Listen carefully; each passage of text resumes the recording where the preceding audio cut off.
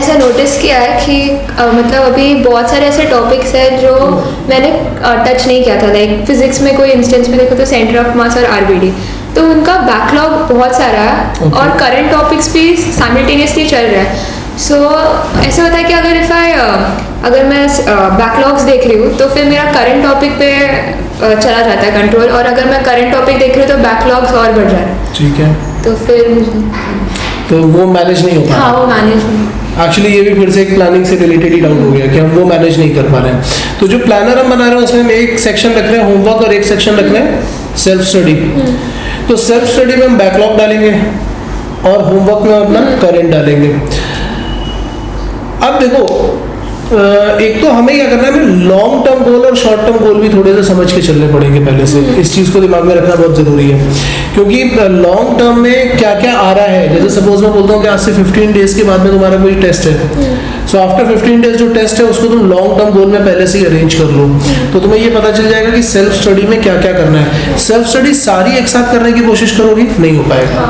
लेकिन अगर हम थोड़ा सा पार्ट वाइज करते जाए कि सपोज इस टेस्ट में इतना आ रहा है जिसमें से इतना पार्ट ही मुझे करना है। सपोज तुम्हें ऐसा लग रहा है कि 5 टॉपिक ऐसे फिजिक्स में जिसपे हमें क्या करना है, हमें सेल्फ स्टडी करनी है। सेल्फ स्टडी करनी मतलब वो बैकलॉग है, तो तुम पांचों के पांचों मत उठाओ, अगर टाइम कम है 2 उठा लो, 3 उठा लो, लेकिन जो अपना करंट चल रहा है उसको मत छोड़ो, क्योंकि जो करंट चल रहा है वो अर्जेंट भी है और इम्पोर्टेंट भी है। ठीक है ना, उसको बिल्कुल मत छोड़ो, उसको तो रहना ही चाहिए, नहीं तो वो भी बैकलॉग में आ जाएगा।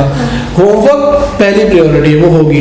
उसके बाद जो टाइम बच रहा है उसमें सपोज हम 5 टॉपिक नहीं कर पा रहे तो हम 2 करेंगे, 1 करेंगे, धीमे धीमे करके करेंगे तो बैकलॉग भी कवर होगा। बट सर आप अभी अगर बोल रहे हो कि होमवर्क मिल रहा है तो फिर पहले होमवर्क के पहले एक मेथड होता है ना, मतलब पहले रिवाइज करना पड़ता है।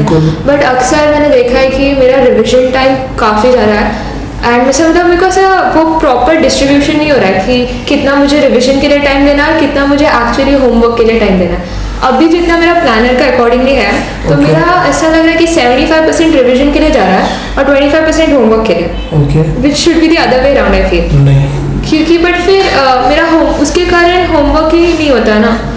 देखो, अगर ऐसा है कि सपोज, चलो मैं तुम्हें एक एग्जांपल लेता हूँ, हमने भी हाइपरबोला कंप्लीट किया। तो हाइपरबोला कंप्लीट करने के बाद सपोज एक दिन में तुम्हें मिल रहा है अराउंड 6 आवर्स।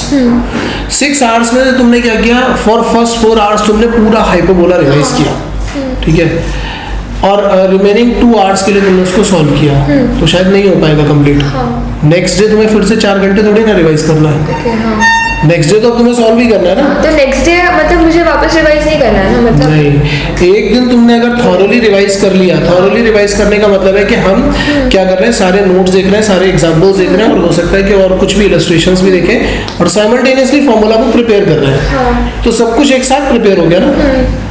अब नेक्स्ट डे तुम्हें करना होगा तो कितना करना होगा, 15-20 मिनट के लिए फॉर्मूला बुक रिवाइज करनी है, बस उतना ही करना है ना, क्योंकि एक बार तो तुम देख ही चुके हो, तो फॉर्मूला बुक भी देखोगे तो सब कुछ माइंड में वैसे ही आ जाएगा, और फिर होमवर्क स्टार्ट कर दो। डेली 4 आवर्स के लिए नहीं करना। ठीक है, ठीक है, और कुछ।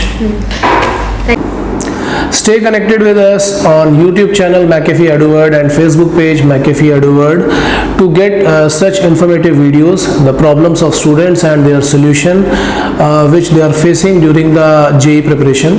और अगर आप लोगों को लगता है कि ये information किसी भी एक स्टूडेंट का थोड़ा सा भी फायदा कर सकती है, तो मेरी आपसे रिक्वेस्ट है कि इस वीडियो को ज़्यादा से ज़्यादा शेयर कीजिए।